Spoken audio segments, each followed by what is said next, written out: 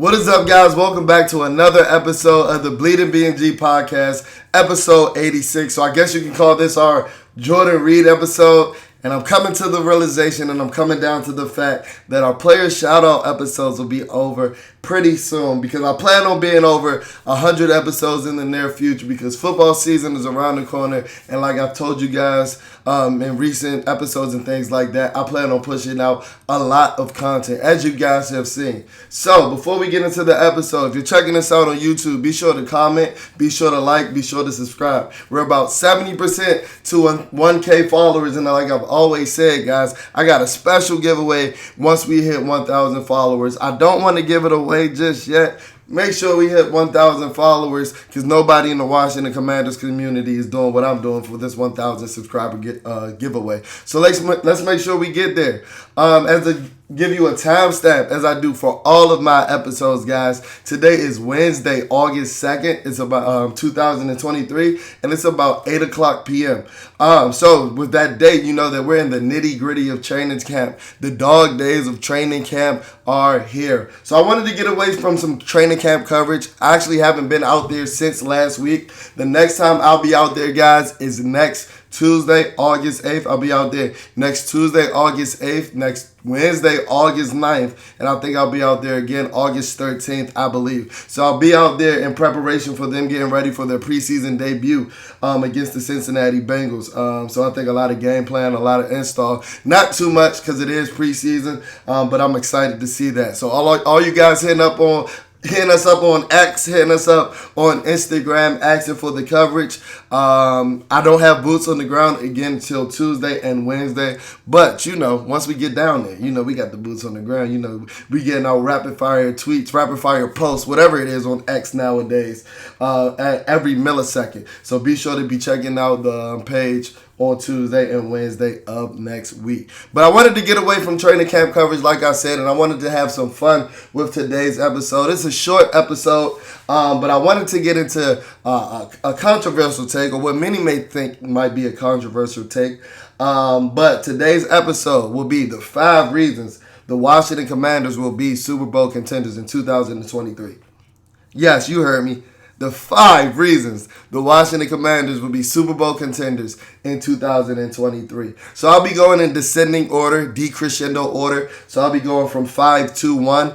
And like I said, we're in the dog days of training camp. So every NFL fan is hype about their squad right now. And I think this is the perfect time to do this episode because with the posts, with the media, with the tweets and things that I've been reading. And like I said, every NFL fan, this is the delusional time of year where they think that every NFL fan has a shot. But I'm going to give you the 5 actual reasons why the Washington Commanders might actually have a shot to be Super Bowl contenders in 2023. So get ready, buckle up, and I hope you guys enjoyed this episode. So I'm going to start with number 5, and like I said, I'm going to work my way to number 1.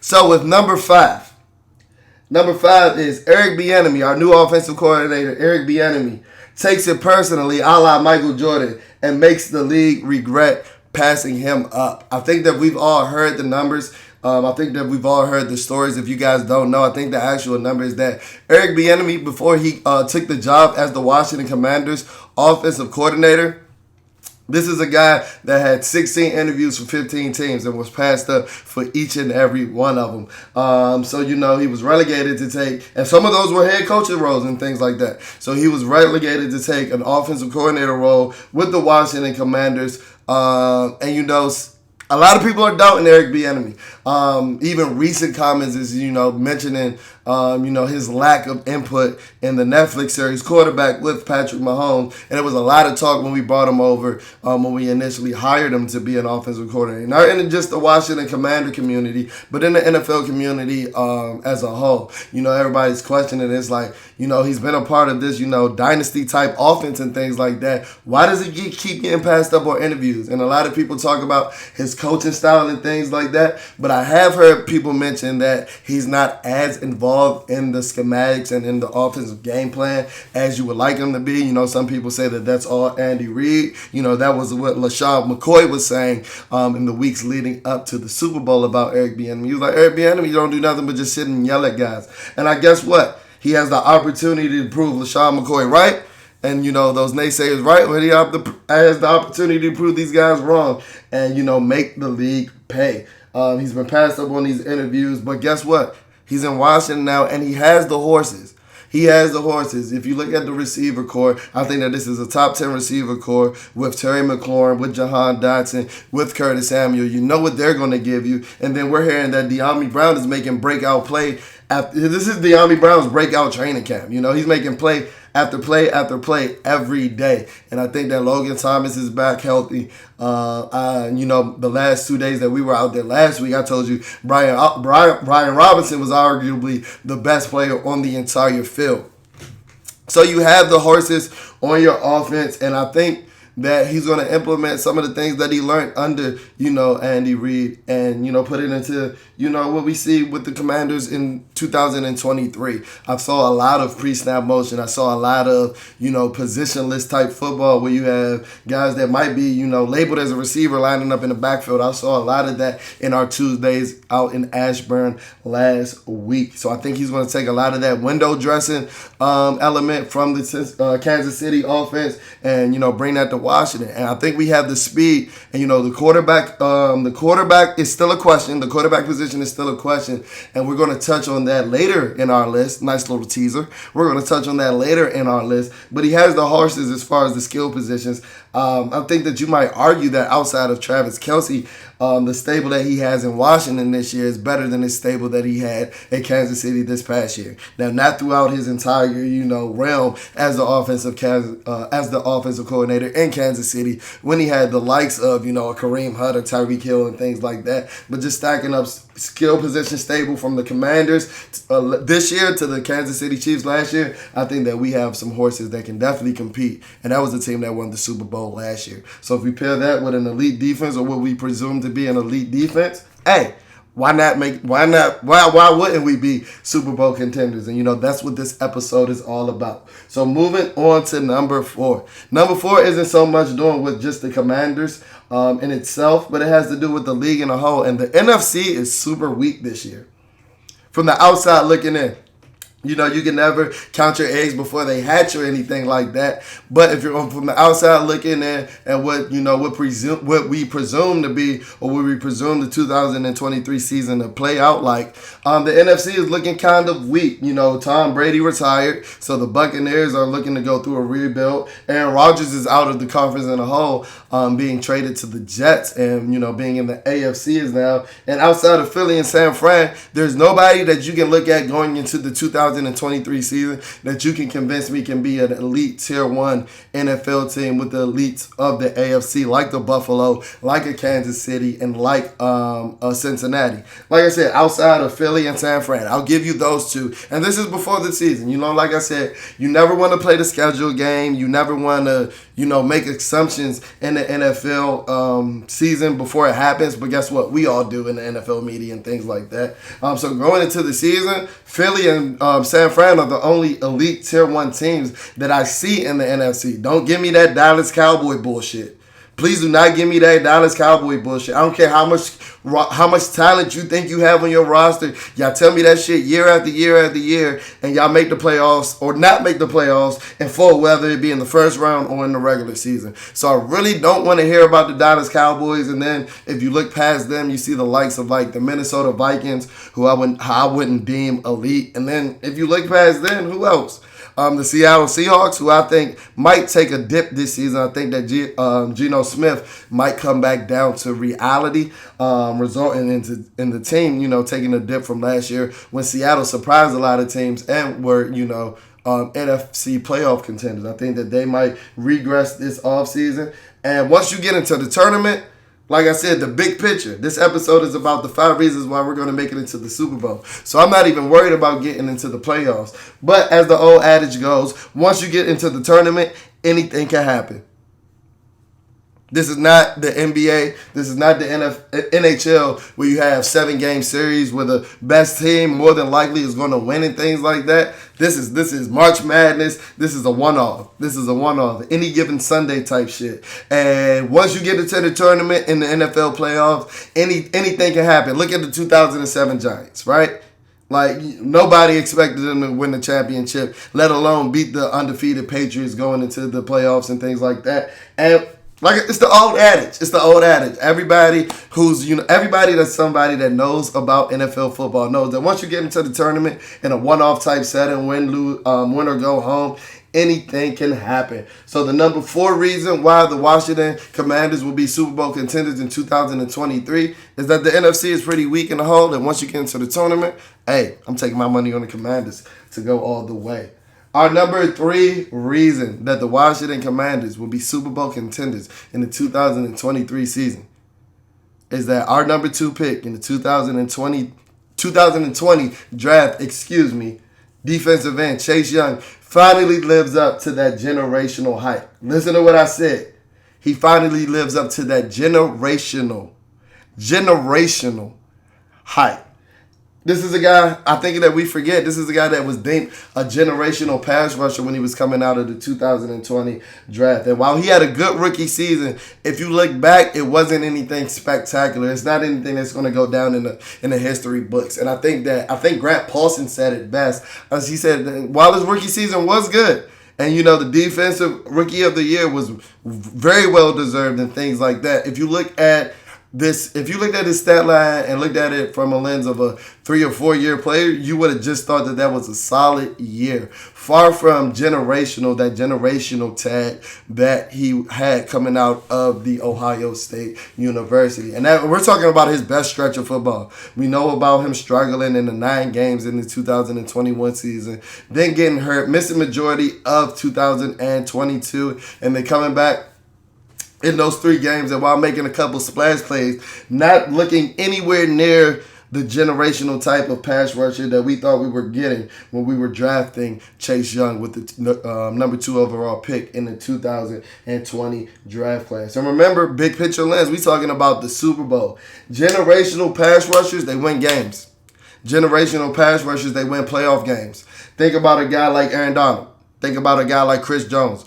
Both of these guys are generational type pass rushers for the defensive tackle position. If you look at those sack numbers, Aaron Donald and Chris Jones might end up in the top 5 career sack numbers for defensive tackles. So both of those guys are generational pass rushers. I don't care where it comes from. And if you want to even go back to like the Denver Broncos Super Bowl with a guy like Von Miller who simply dominated that AFC Championship game and single-handedly, I don't want to say single-handedly, because it is a team game. But we know what Von Miller did in that 2015 playoff postseason run on the way to the Denver Broncos winning the Super Bowl. Generational pass rushers, they not only win regular season games, they win playoff games, as I mentioned. They win big games because guess what? Those are when you're going to face the elite quarterbacks, and nothing rattles them like quick pressure. Nothing rattles them like them feeling like they don't have time in the pocket, and that's what wins those games. Even if you don't have a quarterback that's going to be matching up with these elite quarterbacks par for par. Even if you don't think that, you get to the NFC Championship and you don't think that Sam Howell can match up with Jalen Hurts, single-handedly, in a one-off quarterback battle and things like that. But guess what? When I got this D-line with me, when I got this generational pass rusher who's putting up 17 and a half sacks on his way to 20 sacks this season, I don't need to be matched up with, I don't need to be playing even with Jalen Hurts, because guess what? This generational pass rusher is going to cause Jalen Hurts to not be Jalen Hurts today. Right? And that's what we see time and time again. Going back to the 2007 Giants with that pass rush, when they had generational pass rushers like a Michael Strahan, like a Justin Tuck, like a O.C. Yerman-Ure, and with this defensive line already being dominant and being top 5 without Chase Young playing good down last year, if he can return to this generational tag and this generational hype that we were giving him coming out of the University of Ohio State and put together a 2023 Defensive Player of the Year type season, think of a Nick Bosa. Think about what a Nick Bosa does for a San Francisco 49er defense. And know while they haven't won a Super Bowl in recent years, they made it. They made it. We consider the San Francisco 49ers to be Super Bowl contenders year in and year out. And Nick Bosa is a reason why, is a huge reason why. because that is a generational pass rusher. And I think that this is the year that Chase Young puts it all together. Like I told you, I was there 2 days in camp last week. I saw the get off. I saw the explosion. I saw him fucking Charles Leno up. Pads or no pads. I saw the type of football movement that I know the type of football movement that I saw. I saw him using moves other than a bull rush. I saw him ditch the knee brace and look twitchy and look like the twitchy type of athlete that we saw in 2020. So if he can put that 2020 type of athlete in with some 2023 techniques, he went to visit Larry Johnson this past summer and things like that. The sky is the limit. He's going to add a generational pass rusher to what was already a top 5 defense. And guess what? Why wouldn't we make the Super Bowl at that point? So that was number 3. Reason why the Washington Commanders would be Super Bowl contenders in 2023, and that's Chase Young finally lives up to that generational height. Number two, talking about the quarterback position when I was mentioning Eric Bieniemy, the number 2 reason why the Washington Commanders will be Super Bowl contenders in 2023 is Sam Howell lives up to the hype and is the franchise's answer at the quarterback position. We all know this is a passing league now. That old adage that defenses win championships, that's bullshit. No matter how good your defense is, you're going to need an offense that can hold his head above water, that's able to put up at least 24 points a game to contend in the modern day NFL. Like I said, offenses win championships. Offenses win championships nowadays. Just ask the Kansas City Chiefs. Just ask the Los Angeles Rams. And as I mentioned when I was talking about Eric Bieniemy, we have the horses. I think that Sam Howell is a guy that has the arm talent to be able to push the ball downfield. I think that he's going to unlock a whole new game out of Terry McLaurin. Think about Terry McLaurin's NFL debut, when he had that 70-yard reception against the Philadelphia Eagles. And we haven't necessarily seen him be able to utilize that deep ball threat until like a game against the Dallas Cowboys in Week 18. What a sort of quarterback like Sam Howell. I think that we have the potential to unlock a whole different game in that deep aspect with Terry McLaurin. I think that Jahan Dotson is a guy that's going to put up 1,000 yards also this year if the quarterback play is competent, and I'm telling you it will be. That's why the Washington Commanders are, Super Bowl contenders in 2023. Told you before, Brian Robinson is going to be, holding up his own in the rushing department. So if Sam Howell becomes the franchise's answer at the quarterback position, you can not only pair this elite offense with this elite defense, and that's the formula for the Super Bowl. He has Eric Bieniemy, who I mentioned in reason number 5. He's out to prove something. So he's going to be dialing that shit up. He's going to be dialing up wide open guys. And I think that Sam Howell not only has the arm talent, but I think that he has, the character and the work ethic to, be the franchise's answer at the quarterback position. With not only his arm strength, I told you last week he was throwing with anticipation and things like that. Now they've mentioned that he's struggled in the training camp practices since, the ones that I haven't been at. But if we expect this defense to be as elite as it's going to be, why wouldn't we expect him to struggle in the early stages of training camp in his first year as a starting quarterback? So I just need him to be good by September 10th. If he's the franchise's answer by September 10th, which I'm telling you he will be, the Washington Commanders will be Super Bowl contenders in 2023. Now moving on to the number 1 reason. The number 1 reason, the biggest sole reason why the Washington Commanders will be Super Bowl contenders in 2023. Dan the Dweeb Snyder is gone. We are under the hog era in the Washington, Commanders community. This is the Harris ownership group era. The dark cloud that's been over this organization for the last 24 years is gone. It's gone. We have no reason, and I know, if you're still watching this video, I know you as a Washington Redskins football team and Commander fan, I know there have been some Sundays at 4:25. I know there's been some Mondays at 11 o'clock where you felt like the NFL was against you. You felt like, the call didn't go your way. Think about the last game against the Giants when they're telling Terry McLaurin that he's on the line and he's off the line. I know there's some losses in the last 24 years that you just simply blamed on the owner. Rightfully so. You just felt like the NFL was out to get us because we had a fucking tyrant midget as an owner. I know it. I've been in your shoes. I was just in your shoes last season. But guess what, guys? All of that is over and all of that is done with now. The dweeb is gone. So we have no reason to feel like the NFL is against us. The name has changed, no matter if you like it or not. Because I'm here to tell you that some people in the NFL circles did not like that name at all. They did not like that name as well. So that reason is gone. Dan the Dweeb Snyder is gone. And we got Josh Harris and Magic Johnson and Mitchell Rails owning this. And the Washington Redskins Commanders football team, they're just like the New York Knicks in the NBA. The NFL is better when the Washington Commanders are good.